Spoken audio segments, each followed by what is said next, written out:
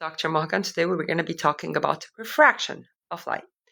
In this lesson, we're going to know the normal, angle of incidence, and angle of refraction. We're going to do some experiments to describe how refraction happens through different blocks. And finally, we're going to understand the meaning of critical angle, internal reflection, and total internal reflection.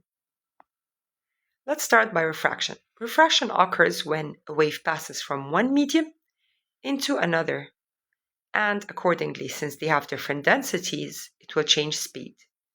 So the wave will change direction unless it enters the new medium at 90 degrees, which is along the normal.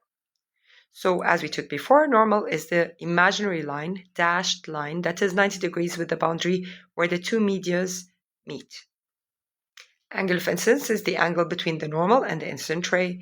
Angle of refraction is the angle between the normal and the refracted ray.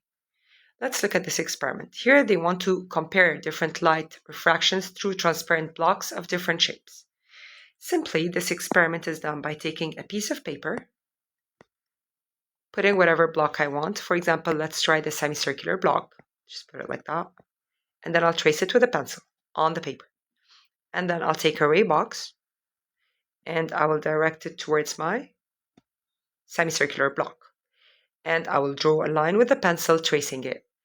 Of course, what's going to happen since it's going into a denser medium, it's going to get closer to normal. So first thing I need to do is I need to draw the normal. Where it hit, I'm going to do a 90 degrees line, and eventually when I remove the block, I'll continue my line. But obviously, this is the angle of incidence. What's going to happen when it goes into a denser medium is it's going to slow down.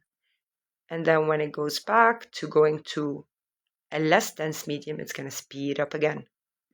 So I'm going to draw another normal because it's refracted again. And this will be my refracted angle. Then you remove the block and you continue your drawing by continuing the first normal, continuing the second normal. I have two normals, right? N1, because that's where it hit first, and N2, because that's where it left next. So in N1, this is my angle of incidence, and this is my angle of refraction. In N2, this is my angle of incidence, this tiny one, and this is my angle of refraction. So when I remove the glass block, now I have the angle of incidence, the first normal, the angle of refraction, and the angle of incidence, my second normal, and my angle of refraction. Okay? So this is easily how it's done to trace and draw the refraction. Okay, so let's go back here. In the next slide, I'm going to show you different kinds of shapes and how refraction happens in them. So if in a semicircular block, like you can see, it slows down when it enters the block. Same thing with a rectangular block. Prism block, because it's exactly at 90 degrees, so it's just going to refract at 90 degrees and then go back. And this is what we call total internal reflection. We'll describe total internal reflection and critical angle in a few minutes, so don't rush that. If the light goes into a prism, but we're talking about white light, it's going to break down into rainbow colors, and we're also going to discuss this. Okay, let's move on.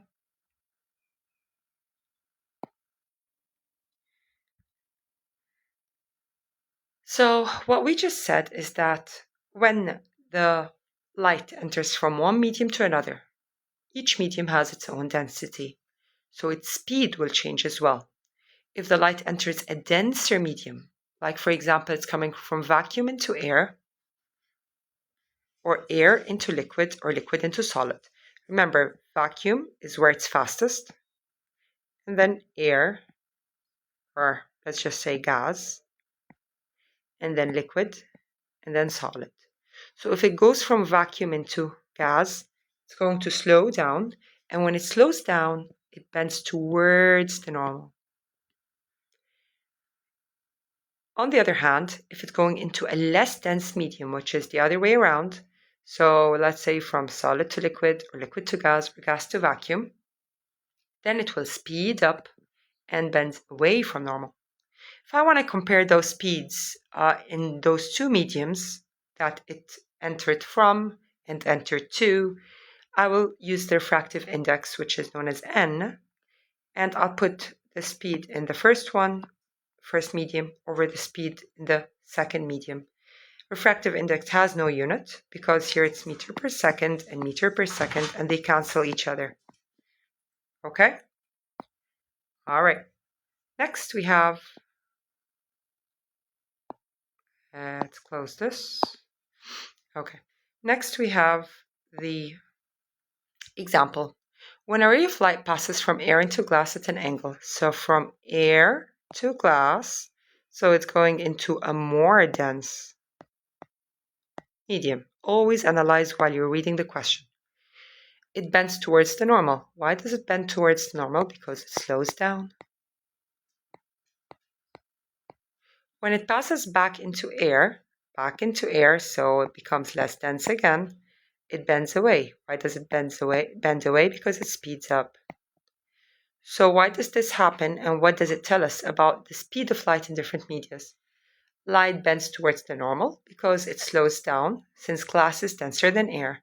When returning to air, it speeds up and bends away from normal because it's going to something that is less dense again. This shows that the speed of light is different in different medias, and refraction occurs due to change in speed. So the more a ray bends, the greater the difference in speed between the two medias. Okay. Next, we need to know what's a critical angle. When light travels from a denser medium to a less dense, it bends away from normal. At a certain angle, so I just like to explain this because my students usually get mixed up in this point, so I want to go through it.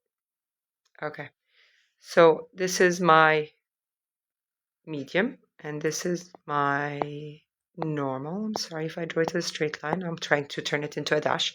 Okay, so what happens is that, for example, if this is my angle of incidence, and let's say I'm going here from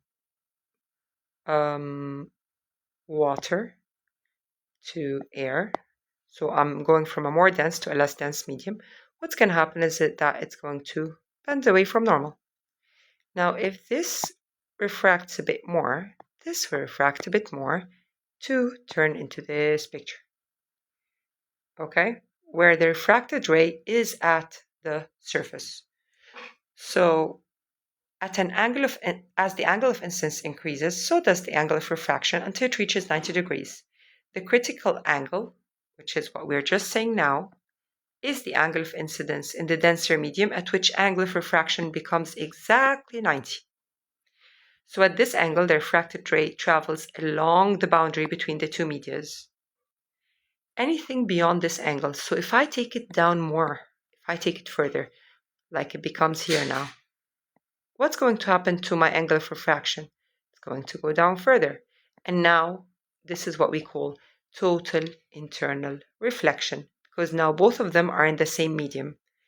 Okay, so this is known as total internal reflection, when all the light is reflected back into the denser medium. All right. So internal reflection occurs when light travels from a denser medium to a less dense medium, where some light is reflected inside the denser medium, but some of them are refracted out. Now, total internal reflection, where no light is refracted, all of the light is reflected back, and this happens when the angle of incidence is greater than the critical angle. Take care, because this question always comes in papers 1 and 2, where they ask you, what is it that happens when the angle of incidence is greater than the critical angle? Total internal reflection. Okay? And this occurs only when light is traveling from a denser to a less dense medium. That's when the angle of incidence is greater than the critical angle. Then total internal reflection happens. Here's an experimental example, which we kind of drew in the first slide. Shine a light ray into a semicircular glass block using a ray box, and then gradually increase the angle of incidence at the flat side. We're going to see that there's partial reflection, partial refraction. And then when we increase the angle further, there will be total internal reflection. Then now let's talk about everyday examples of total internal reflection. We use total internal reflection in so many things. Optical fibers, which are used for our internet and so on, and it gives very high-speed data transmission. This is with the usage of total internal reflection of light. So another example is a periscope, which I'm sure you tried before as a kid. It uses angled prisms to reflect light using total internal reflection instead of mirrors for a clearer image. The shimmering effect of light which we see happens due to total internal reflection at different angles with the water. Diamond sparkling is due to the high refractive index, so diamonds trap light and reflect it internally many times before it escapes. This is what we were talking about, optical fibers. They are thin, flexible strands of glass or plastic that allow light to travel long distances. And here, the light reflects completely inside the core of the fiber with minimal energy loss. So the light is sent into the fiber at an angle greater than the critical angle in order to have total internal reflection. The light reflects internally along the fiber core, bouncing from inside walls with almost no loss of energy. The outer layer, which we call cladding, ensures that the light stays inside the core and reduces signal interference. So in telecommunication, we use optical fibers to carry digital data as pulses of light over long distances, used for internet, broadband, telephone networks, cable TV, and medical imaging. So optical fibers' advantages are very fast data transmission speed, low signal loss over long distance, not affected by electromagnetic interference, and it is very secured, harder to tap than copper wires. That's all for today. If you have any questions, please let me know. Have a good day.